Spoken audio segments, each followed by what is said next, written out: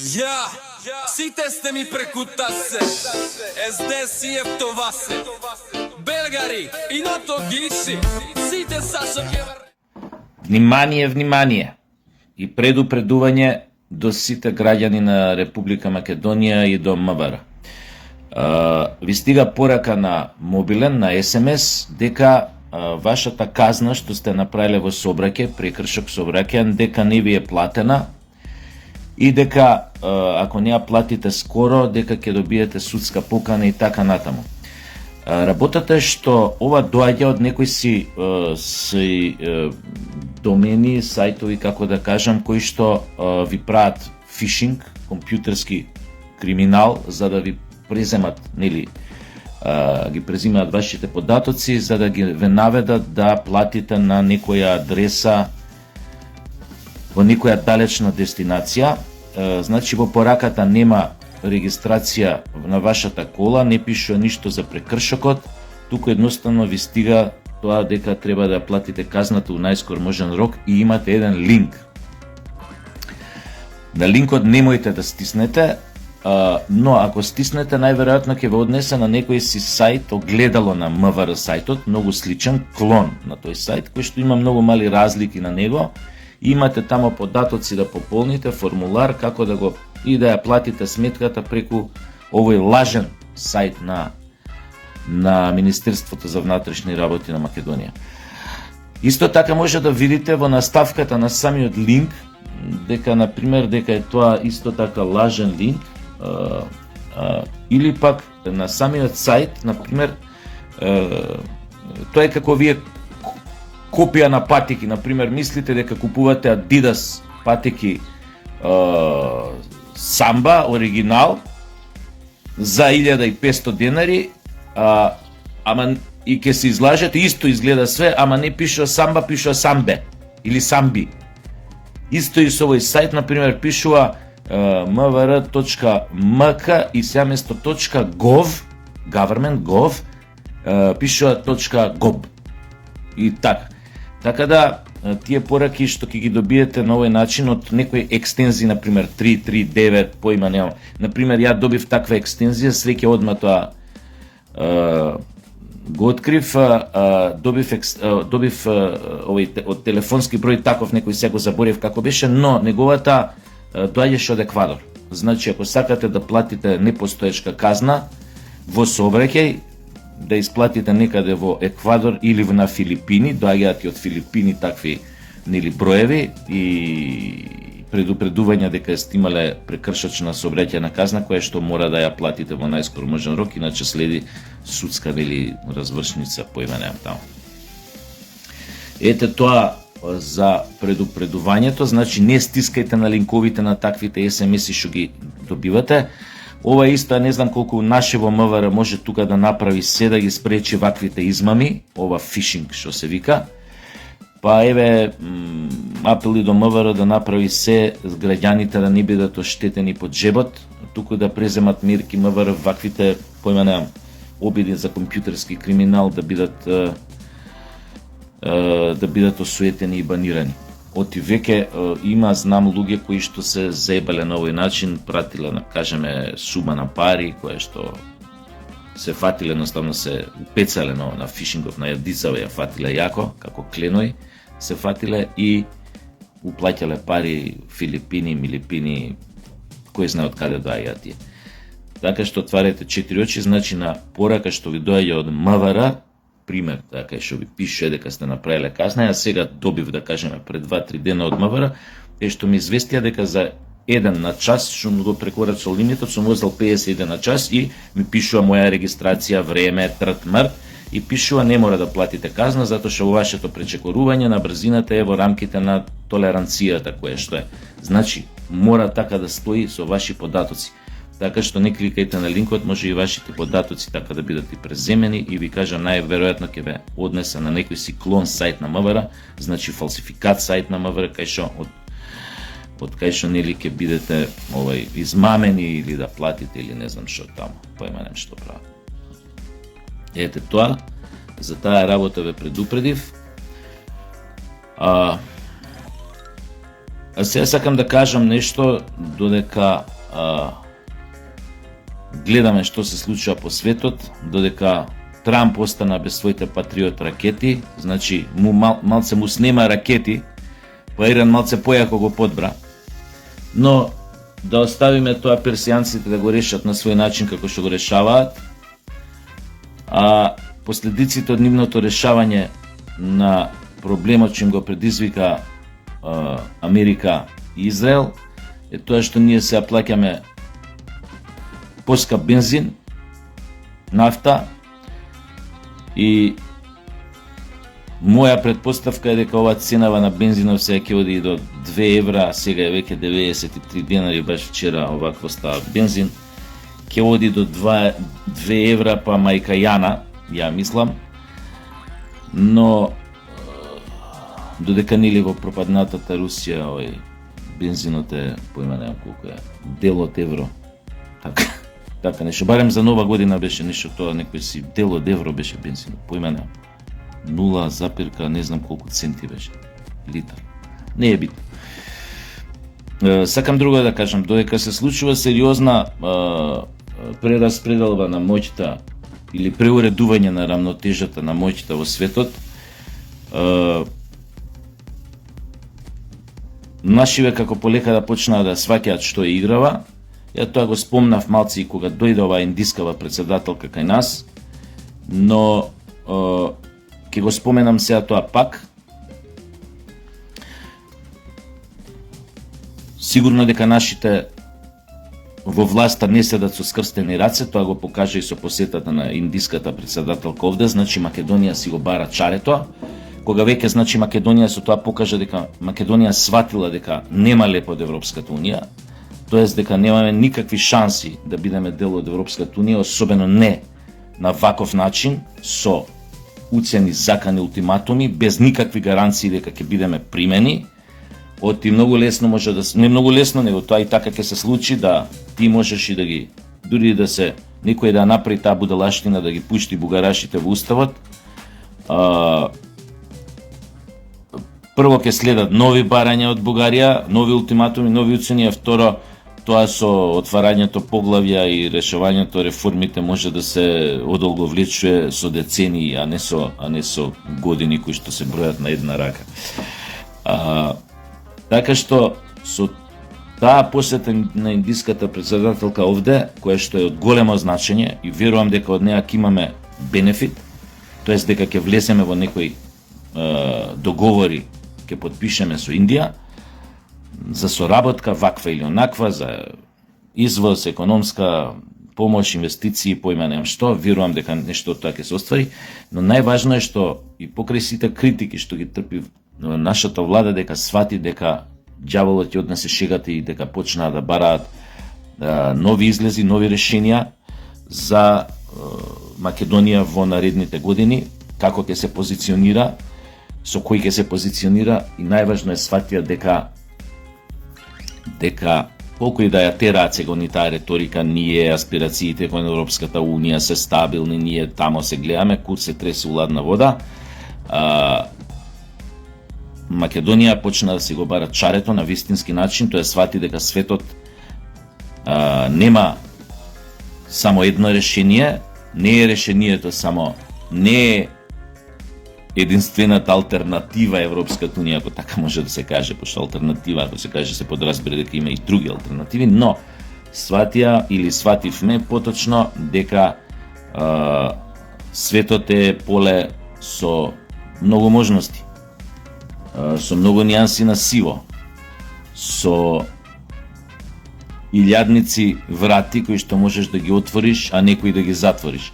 Така што една земја која што е меѓу водечките суперсили во светот, ако сакате земете, иако е тамо кастински систем во Индија, знаеме и каква сиромаштина, но тие се во моментот во топте 4 суперсили со Кина, Русија и Соединетите држави. Автоматски народот 1,5 милиарди жители со нас, ако се здружиме убаво, ќе бидат 1,502 милиони жители, ако се уортачиме, сакам да кажам, доволно зборува за важноста на таа посета на индиската председателка, ако се земе во предвид дека една Европска унија тотал има 500 милиони жители. Сега рачунајте, ако нас не стане пријатели, ако успееме да направиме добри конекции со една Индија од 1.500 милиони луѓе, каков пазар е тоа 3 пати поголем во споредба со Европската унија, така што викаат Скопјани мој па преку мој, и покрај критиките што ги трпат, нормално ова со индискава председателка се обиде опозицијата да направи се да помине како незабележано, да ништо посебно тоа што била индиската председателка, напротив. Да се надеваме дека утре наши веќе отворат и други врати, особено кај што се останатите суперсили. Нека не им биде зорд дека заради тоа ќе бидат покажани со прст, прокажани, обвинети за предавство од поимањам од Соединетите држави или од Европската унија, ич да не ме боли патка за тоа. Оти тие толку пати нас нимаат предадено и изиграно како народ да не може да се избори ни на прстите на две раце. Да се разбереме, некој може да каже колку некој нас стратешки партнер ни помогнал во одредени ситуации, им помогнал кур мој, они си ги гледаат своите стратешки национални интереси, нивните интереси се вечни, така да све околу оди во колатерална штета. Ќе ве потсетам само на една работа. Ако може во еден таков блицкриг, најбрутално, најсилеџиски, најуличарски, да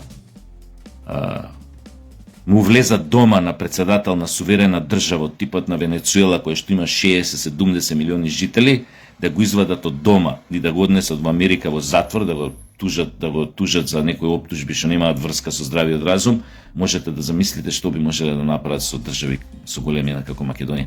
Што значи не дека некој нас не брани, не онади не чува, стратешки, ни е партнер, убаво, играме танго со него, значи ташак со грашак, си ги гледаат тие само своите интереси. Така што тоа што може да ни направат американците, да, поможеа Венецуела да им го со тој председателов Мадуро, што остана за друго, но да ви кажам една друга работа. Тие нас толку работи ни направија лоши да полошо тоа не може да ни направат. Ако сметаа дека ќе одат на варијанта да ја подела држава физички во овој временски период, во овој контекст на Балканот, мислам дека на тоа нема да се дрзнат дури ни американците, оти тоа ќе го запали бурето барут наречено Балкански полуостров. Нема таква намера, особено кога имаат страшни проблеми таму каде што имаат, кај што буквално Иран ги принуди да останат без ракети. Замислете и да се дрзнеш да ја нападнеш Персија и да мислиш дека тоа ќе го направиш за 3 дена. Треба да си идиот. Како да ви кажам, каква деградација на човечкиот потенцијал во таа администрација, во Стейт департментот треба да дојде до таква деградација да ти не процениш една банална ситуација, да кажеш чекај бе, ова сега што планираме да го нападнеме не е ниту Венецуела, уште помалце не знам каде све влегува тамо, поима немам, Ирак, Мирак, итн. Така што имаат они други проблеми сега за решавање, проблеми кај што си влегува без мозок и треба да изгледат сега од тамо, да најдат начин да излез, така што милиардите долари што ги вложија во некаков мир на Балканскиот полуостров немаат намера да ги обезвредат со тоа што физички би распаднале една земја во еден ваков временски контекст, во еден ваков амбиент, не само на Балканскиот полуостров или во светот, тоа ќе значи повторно палење на бурето барут наречено Балкански полуостров. Така што тој аспект нашите треба да размислуваат неколку потези однапред, да ги следат и ситуациите во светот какви се и да сватат и да според тоа да донесуваат заклучоци, а така што ова име совршено исправен потек, што влегувавме во некакви, ете така, некои контакти направивме со Индија, да се надеваме дека ќе сватат утре дека треба таков контакт да направат и со Кина, зошто не и со Русија. Едноставно треба да играме на таа карта дека секој што сака да ни подаде рака, да ни помогне, неговата рака да ја прифатиме, нормално ако тоа не биде ако за тоа не се крие повторно некоја непринципиелна понуда или побарувачка или не знам што да кажам. Но факт е дека треба да изиграме малце како се вика, и курнаски и курвински. Доста не подјебава. Треба малце ние да го свртиме сега листот. Си играш, нека зборат, нека јадат говна. Поише од јадење говна нема да може да направат. Поголема штета од таа која што до сега ни ја направија за овие 35 години не може да ни направат. Така што си ги гледаме нашите интереси, како ние ќе се снајдеме во овој нов свет што се рефигурира, што се втемелува, е многу важно. И цената за тоа што би можеле да ја платиме, верувајте дека ќе ни се исплати. Само да го тргнеме конечно фокусот од таа проклета Европска Унија, од тој проклетен колективен Запад, кој што 35 години од оваа држава прави зоолошка градина, кај што луѓето меѓу себе само може да се изедат, а никогаш да живеат добро. Затоа што секогаш се наоѓа нешто што те спречува овдека да направиш држава на стабилни темели, со стабилни нози, на стабилни нози. Тоа име логиката и конечно нашите политичари, овие што се на власт, станаа свесни дека е тоа така. Епа ако е така, ако си сватил дека секој ти работи за главата, или барем да имаш добра намера, нема да те остави да ја реализираш, употребувајќи разни алатки и разни трикови и магии, тоа ти да не го сториш, дури да имаш најдобри намери со државата што ја водиш, тогаш одговорот на тоа е да си го бараш чарето на друго место.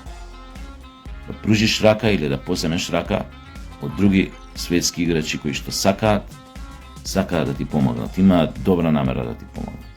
Затоа точно треба и храброст, треба и дрскост, треба и курназлак, ама да се разбереме.